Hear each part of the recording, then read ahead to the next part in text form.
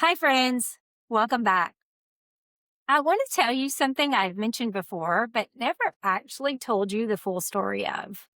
You've heard me say I did not start at the gym. I started in the mirror. Mascara first. Mascara first. And every time I say it, people want to know more. So today I'm going to tell you the whole thing. What actually happened that morning, what I saw, what I decided, and what the next 3 years looked like, one small, messy step at a time. So stay with me. I was not planning a transformation that morning. I was not in a breakthrough moment. I was just going to brush my teeth. And then something made me stop and look, really look at the woman in the mirror. And I cataloged what I saw, one thing at a time. The dark circles, the dull skin, the tension in my jaw, the way that stress settled into my face over the years and just stayed there. I looked tired in a way that sleep was not going to fix. I looked like a woman who had been taking care of everyone and everything except herself for a very long time. And I stood there for a while, which I never do. I am not someone who lingers in the mirror. But that morning, I did. And something shifted. I did not cry. I didn't make a grand declaration. I just thought, I need to do something. Not everything, just one small thing. Something small, that's good enough.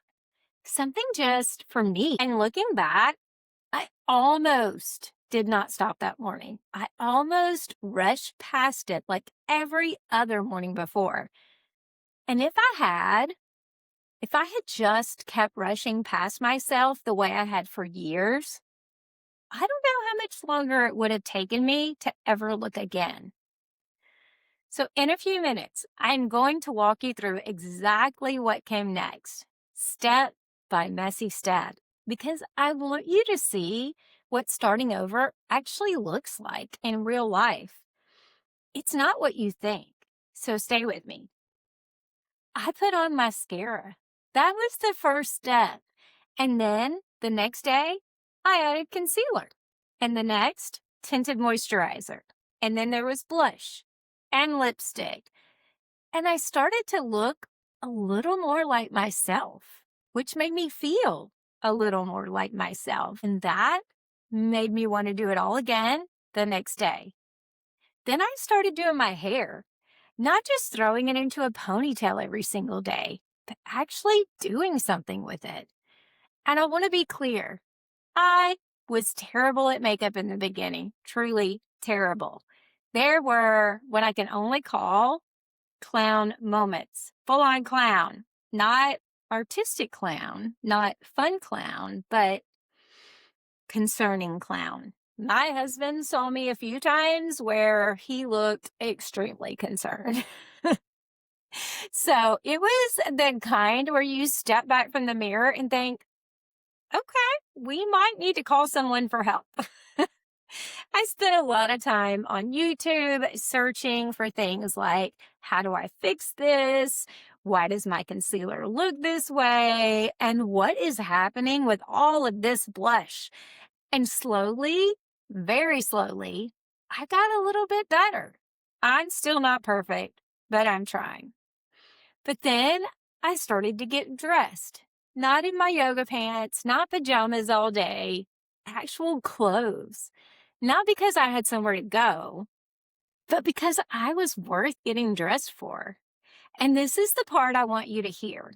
None of this was fast. None of it was graceful. It unfolded over months. There were plenty of days I didn't do any of it. But slowly, one small choice at a time, something was changing. Here's what I want you to understand. This was not about vanity. It was not about looking younger or impressing anyone. It was about one thing. I was practicing showing up for myself. Every morning that I put on mascara, I was telling myself, you're worth the 5 minutes.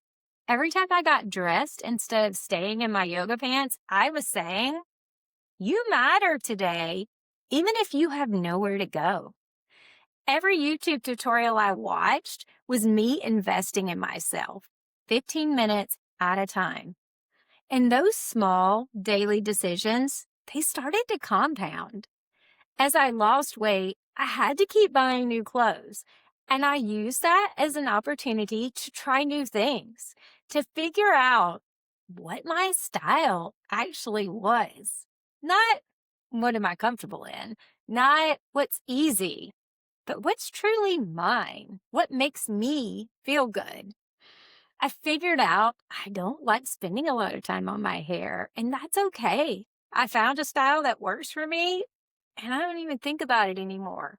I'm still learning makeup, still playing around with it, but I have a style now that feels more like me, that fits who I'm becoming. And getting there was all part of the work. So here's what I want you to do. And I mean today, not after you lose the weight, not after things calm down, today. Pick one thing, just one, something that is just for you, something that says to women in the mirror, I see you and you're worth it. Maybe it's mascara, maybe it's a walk, maybe it's buying one thing you've been putting off because you didn't feel like you deserved it. Maybe it's 15 minutes of something you actually enjoy. One thing today. That's the whole assignment. Because here's the truth.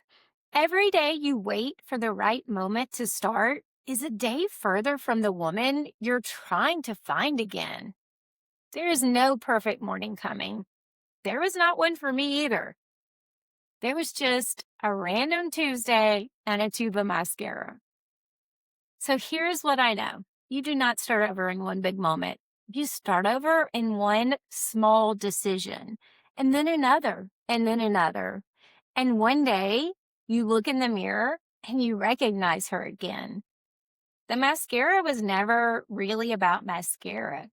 It was about deciding that I was still worth something and making that decision out loud every single morning until I believed it.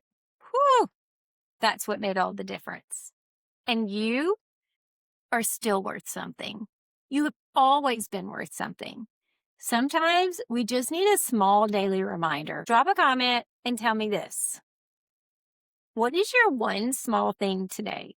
Name it. Say it out loud. Write it in the comments. I want to know.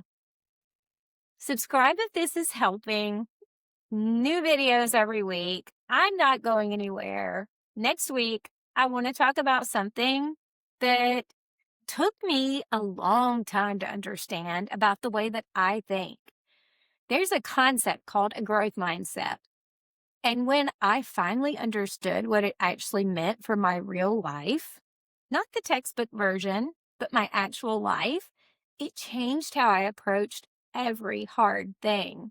So next week, come back and please remember that I want you to keep going because your next chapter is worth it.